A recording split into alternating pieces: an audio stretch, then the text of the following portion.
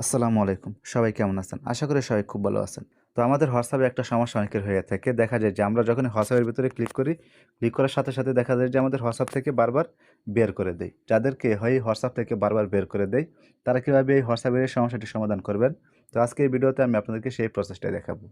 তো সেই প্রসেসটা দেখানোর আগে অনেক সময় দেখা যায় যে আপনাদের হোয়াটসঅ্যাপের ভিতরে প্রবেশ করে ঠিকই, কিন্তু আপনি কাউকে অডিও কল দিতে পারতেছেন না, ভিডিও কল দিতে পারতেছেন না, বা কাউকে আপনি কোনো ফটো বা ভিডিও দিতে পারতেছেন না। যদি এরকম সমস্যাটি হয়ে থাকে তাহলে আমি এর আগে একটা ভিডিও পোস্ট করেছিলাম। তো সেই ভিডিওটা দেখে নিলে আশা করি যে আপনাদের এই হোয়াটসঅ্যাপে এই সমস্যাটি সমাধান হয়ে যাবে। তাহলে চলুন আর এখন কথা না বাড়িয়ে আমরা আমাদের ভিডিওর মূল কাজে চলে যাই, যে হোয়াটসঅ্যাপ থেকে বারবার বের করে দিলে তাহলে আপনারা এই সমস্যাটিকে কীভাবে সমাধান করবেন। তার জন্য এখান থেকে আপনাদের সর্বপ্রথম যে কাজটি করতে হবে, সেই কাজটি হচ্ছে আপনাদের Google Play Store এ এসে আগে আপনাদের চেক করে নিতে হবে যে আপনাদের WhatsApp অ্যাপসটি কি আপডেট আছে নাকি। তার জন্য আপনারা এখান থেকে সার্চ বারে গিয়ে WhatsApp লিখে সার্চ করে দিবেন। তো WhatsApp লিখে সার্চ করে দেওয়ার পর এখান থেকে WhatsAppটা চলে আসবে। তো আপনারা এখান থেকে WhatsAppটা দেখে নেবেন যে আপডেট আছে কিনা। এখানে দেখেন আমার এই WhatsApp অ্যাপসটা কিন্তু আপডেট রয়েছে।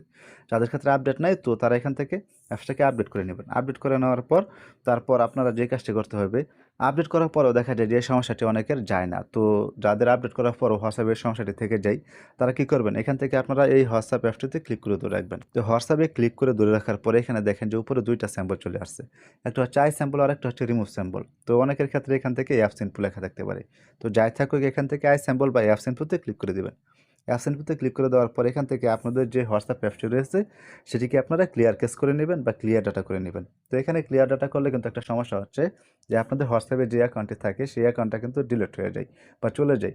অ্যাপসটি যদি আপনি ক্লিয়ার ডাটা করেন তাহলে কিন্তু আপনি Google Play Store থেকে যখন আপনি অ্যাপসটা নামান যেরকম নতুন থাকে একদম, কোনো কিছু সেট করা থাকে না সেরকম হয়ে যাবে।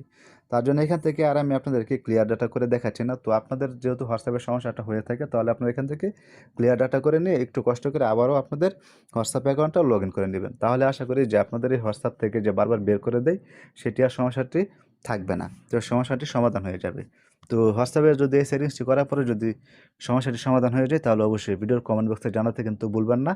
তো ভিডিওটি শেষ করার আগে আপনাদের কাছে ছোট্ট একটা অনুরোধ থাকবে, যদি আপনারা আমার এই চ্যানেলে নতুন হয়ে থাকেন তাহলে অবশ্যই চ্যানেলটিকে সাবস্ক্রাইব করে ভিডিওটিতে একটি লাইক দিয়ে যাবেন। তো আবার দেখা হবে পরবর্তী কোনো নতুন ভিডিওতে। সে পর্যন্ত সবাই সুস্থ থাকবেন, ভালো থাকবেন। আল্লাহ হাফেজ।